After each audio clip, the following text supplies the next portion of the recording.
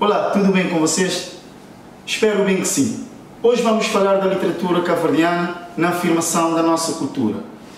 No segundo trimestre, nós começamos a falar sobre a primeira fase da construção da identidade cabo-verdiana, conhecido como a fase do sentimento nativista, que vai desde o ano de 1858 a 1932. Vimos que apareceu uma geração de elites em Cabo Verde, escritores como Eugênio Tavares, José Lopes, Pedro Cardoso, Luís Love Vasconcelos, que defendiam os direitos dos filhos da terra, alegando a autonomia do nosso arquipélago perante os portugueses. Ora, muito bem, hoje então a nossa aula vai basear-se nos seguintes objetivos: reconhecer o papel dos escritores cabo-verdianos na construção da identidade cabo-verdiana, entender as fases da construção da identidade cabo-verdiana, identificar as críticas e os contributos da segunda fase da construção da identidade cabo-verdiana. A literatura serviu como base de afirmação, ou seja, uma arma de combate na realização simbólica da cabo-verdianidade, em diferentes momentos da sua afirmação. A identidade crioula construiu-se e veiculou-se pela literatura. Os escritores cabo-verdianos utilizaram textos literários para transmitir aos seus irmãos e aos estrangeiros a sua ideia de identidade cultural nacional. Então, hoje vamos falar da segunda fase, que é a fase da consciência regionalista, que começa no ano de 1932 e vai até o ano de 1958. A partir dos anos 30 do século XX, surge na ilha de São Vicente uma geração de intelectuais, chamada de os claridosos. Essa geração fundou uma revista, chamada também de Claridade, no Mindelo, em São Vicente.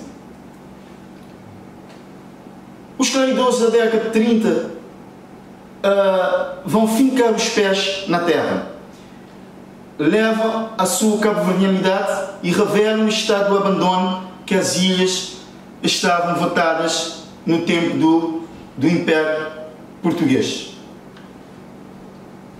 Os claridosos, apesar de defender as particularidades do arquipélago de Cabo Verde, consideravam-no como região autónoma de Portugal, ou seja, defendiam o predomínio de elementos culturais europeus na formação do povo cabo-verdiano. Escritores representantes dessa fase: temos Jorge Barbosa, o Baltazar Lopes da Silva, Manuel Lopes, João Lopes, Jaime Figueiredo, António Nunes. Eles acabaram por elaborar uma noção de identidade que se configurava e coexistia com a identificação do Estado Nacional português, e eles defendiam a ideologia regionalista. Quais eram as principais ideias que defendiam os regionalistas? Primeiro, eles defendiam os problemas de Cabo Verde e das condições de vida dos cabo-verdianos, através do lema que trouxeram, que era fincar os pés na terra. Valorizavam o espaço geográfico da história do povo e da cultura cabo-verdiana. Autonomia para Cabo Verde como região autónoma de Portugal. Ainda eles predominavam o caráter português no homem cabo-verdiano, ou seja, uma cultura dominante, não africana, mas sim portuguesa. Supremacia dos elementos culturais portugueses na cultura cabo-verdiana. E, por fim, defendia a afirmação da especificidade cultural em Cabo Verde. Quais foram os contributos que essa fase trouxe para a afirmação da cultura cabo-verdiana? Eles vão reivindicar para Cabo Verde uma identidade cultural própria, ou seja, vão fomentar a ideia de que nós tínhamos uma identidade cultural própria.